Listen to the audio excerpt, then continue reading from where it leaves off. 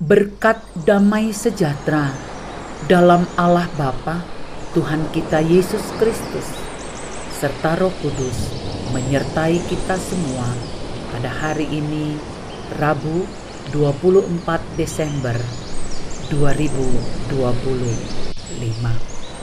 Saudara-saudaraku yang kekasih, sebelum kita mendengar firman Tuhan, mari kita berdoa.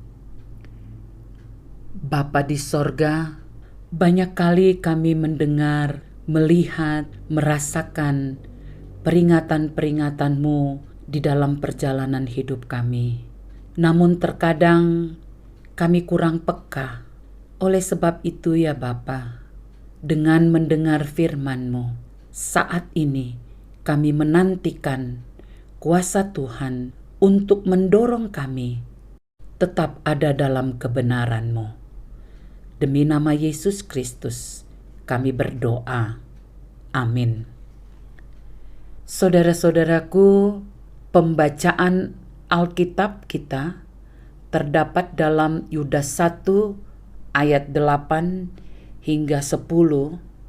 Demikian firman Tuhan. Namun demikian, orang-orang yang bermimpi-mimpian ini juga mencebarkan tubuh mereka dan menghina kekuasaan Allah, serta menghujat semua yang mulia di sorga. Tetapi penghulu malaikat Mikael, ketika dalam suatu perselisihan bertengkar dengan iblis mengenai mayat Musa, tidak berani menghakimi iblis itu dengan kata-kata hujatan, tetapi berkata, "Kiranya Tuhan menghardik engkau."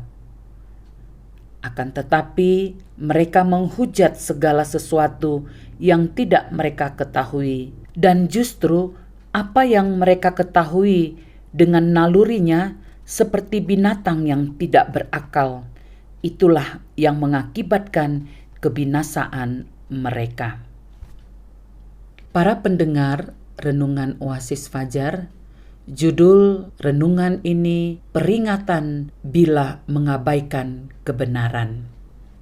Ayat 8 sebagai penekanannya, namun demikian orang-orang yang bermimpi-mimpian ini juga mencemarkan tubuh mereka dan menghina kekuasaan Allah serta menghujat semua yang mulia di sorga. Saudaraku, cara untuk mengetahui sifat asli seseorang adalah dengan memberinya kekuasaan, kewenangan, dan uang atau harta.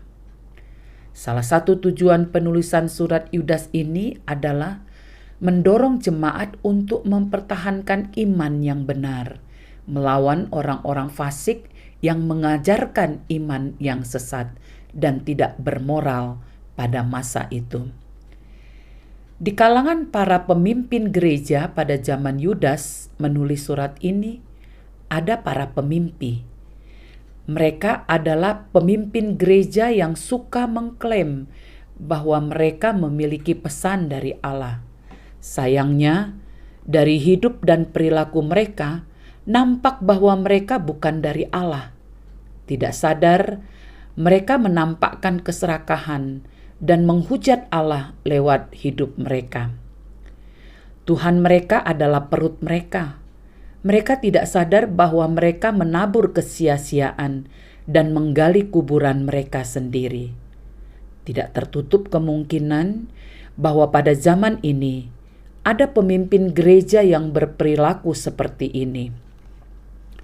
Bagi kita sebagai umat Tuhan, nats pembacaan hari ini mengajar kita untuk waspada dengan gaya pemimpin seperti ini.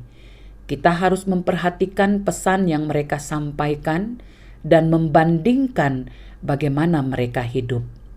Di situ kita akan tahu bagaimana sifat asli mereka. Apakah ada manifestasi kebenaran dari Allah atau tidak?